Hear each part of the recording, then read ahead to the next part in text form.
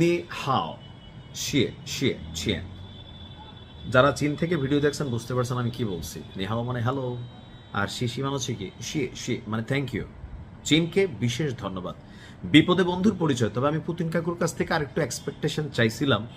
আমি জানি না যে এক্সপেকটেশনটা আসলে আমার পূরণ করতে পারবে কিনা পুতিন, বা বাংলাদেশে পুতিন কাকুর যে অডিয়েন্স, মানে আমার কাছে মনে হয় আর কি যে এটা একটা বড় অডিয়েন্স তৈরি করে আমি নিজেই পুতিনের প্রতি একটা ভালোবাসা তৈরি করা, বা রাশিয়ার প্রতি তো পূর্বের ভালোবাসা আছেই 71 থেকে শুরু করে।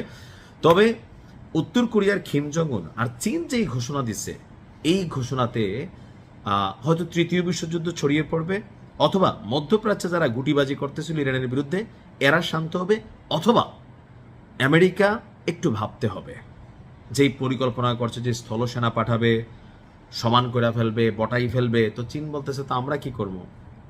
আসুন দেখি চীনের ঘোষণা কেন এই মুহূর্তে সামনে আসছে।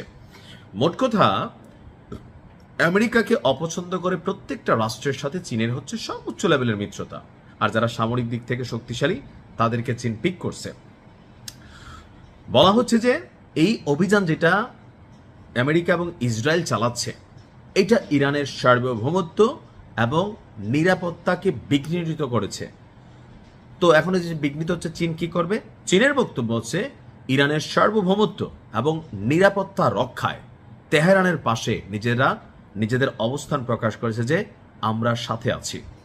পাশাপাশি এই ধরনের অভিযানকে জঙ্গলের কালা আইন এই হিসাবেও তুলনা করা হয়েছে চীনের পক্ষ থেকে।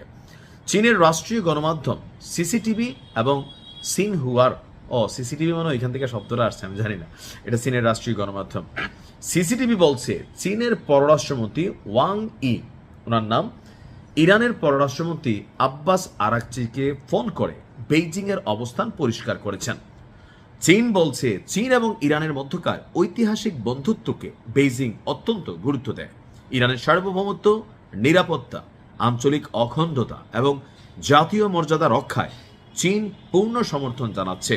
পাশাপাশি ইরানের বৈধ অধিকার এবং স্বার্থ রক্ষায় পাশে থাকবে বেইজিং। ওয়ারের ডায়ালগ সে অর্থাৎ ধন্যবাদ।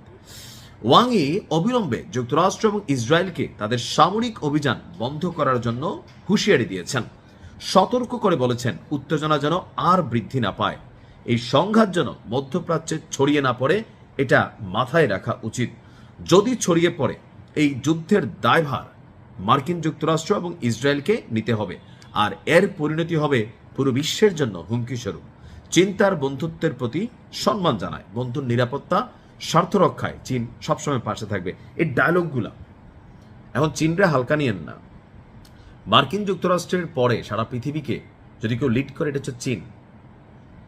ব্যবসা বাণিজ্য, টাকা পয়সা, বিনিয়োগ, আমরা যে ওয়ার্ল্ড ব্যাংক, এডিবি সেডিবি, চীন একলাই বাই একটা চিডিবি চালায়।